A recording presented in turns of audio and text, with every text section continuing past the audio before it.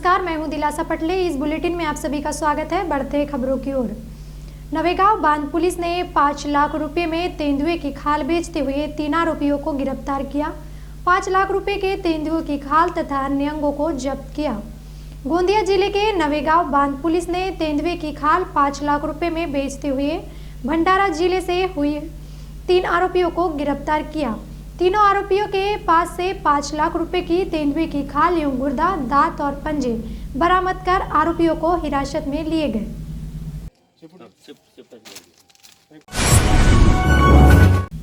सिवनी जिले के केवलारी में धर्म रक्षा सेना की कार्य योजना बैठक संपन्न हुई। सरस्वती शिशु मंदिर विद्यालय में आहूत की गई। इस बैठक में बड़ी संख्या में धर्म रक्षा सेना से जुड़े हुए सेनानियों ने भाग लिया। बैठक में समस्त धर्म रक्षक सेनानियों ने प्रत्येक शनिवार को अपने अपने गांव में सामूहिक श्री हनुमान चालीसा का पाठ करने का संकल्प भी लिया। उपरोक्त बैठक में राष्ट्रीय स्वयंसेवक संघ के पूर्व प्रचारक श्री उमेश सैनी की गरिमामयी उपस्थिति रही। क्षेत्र में धर्म रक्षा सेना को युवाओं को अपार जन समर्थन मिल रहा है। भारत माता की जय। वंदे मातरम। वंदे मातरम। बालाघाट जिले के किरनापुर क्षेत्र की ग्राम पंचायत मंगोली खुर्द में हर वर्ष की तरह इस वर्ष भी मंडाई का आयोजन ग्राम के सरपंच लक्ष्मीचंद पटेल के नेतृत्व में कोरोना काल को देखते हुए सोशल डिस्टेंसिंग का ध्यान रखते हुए मनाया गया। इस मंडाई के अवसर पर सरपंच लक्ष्मीचंद पटेल द्वारा उपस्थिति लोगों को मास्क वितरण किया गया। वहीं समस्त लोगों ने मेले में आयोजित नृत्य का आनंद उठाया।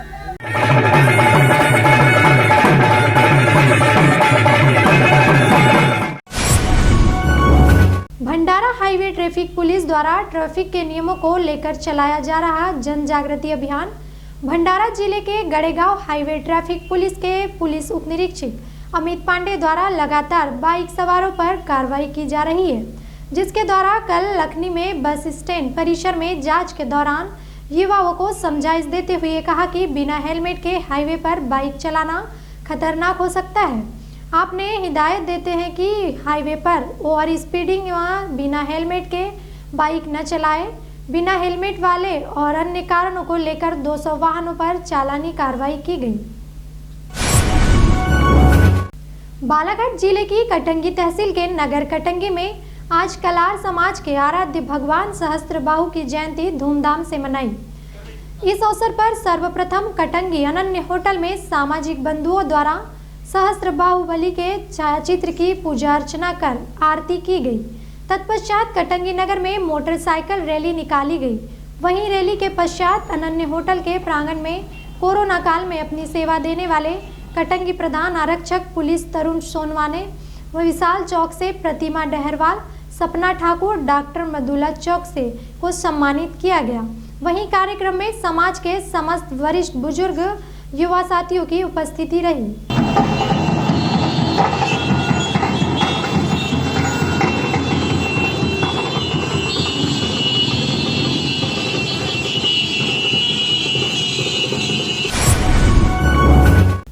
मछुआरों को मछली पालन व उनसे संबंधित कार्यों में लाभ दिलाने के लिए 21 नवंबर 2020 को विश्व मत्स्य दिवस मनाया गया, जो पूरे विश्व में मनाया जाता है। यह कार्यक्रम पहले केवल दिल्ली में आयोजित किया जाता था। भारत सरकार का कहना था कि यह पूरे जिले में मनाया जाना चाहिए। मत्स्य पालन विभाग की जो योजनाएं हैं वो हमारे मछुआरों तक पहुंच सके और इन योजनाओं का लाभ ले सके। इसी कड़ी में यह कार्यक्रम आयोजित किया गया। यह योजना प्रधानमंत्री नरेंद्र मोदी द्वारा लॉन्च की है। इसका मुख्य उद्देश्य यह था कि मछुआरों को ज़्यादा से ज़्यादा लाभ मिल सके व आर्थिक सामाजिक स्तर में सुधार हो सके। जिले के प्रगतिशील कृषकों को सम्मानित भी किया गया ताकि जनता प्रेरणा ले और अपने कार्यों को सुचारू रूप से कर पाए।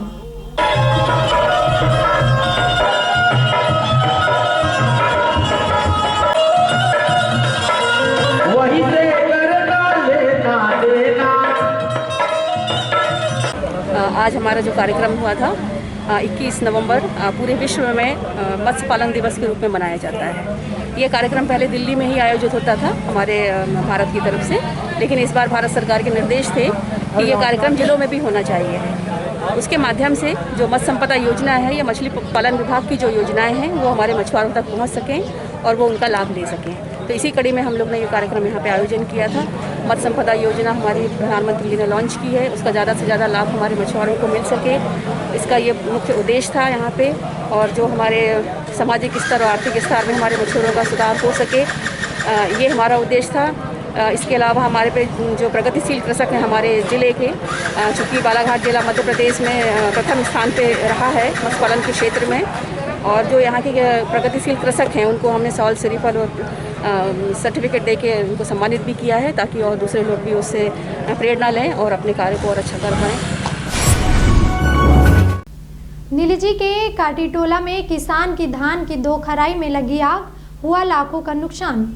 नगर मुख्यालय से लगभग 8 किलोमीटर दूर स्थित ग्राम पंचायत नीलजी के कटीटोला में गुरुवार की शाम 7 बजे अचानक धान की खराई में आग लगने की खबर लगते ही क्षेत्रीय जनों का उक्त किसान के खेत में हुजूम सा लग गया, किंतु खेत गांव से लगभग आधा किलोमीटर दूर होने के कारण आग पर काबू नहीं पाया गया और धान की खराई पूरी तरह से जलकर राख हो गई। तत्काल ही आग लगने की सूचना डायल 100 पुलिस विभाग व राजस्व विभाग को दी गई।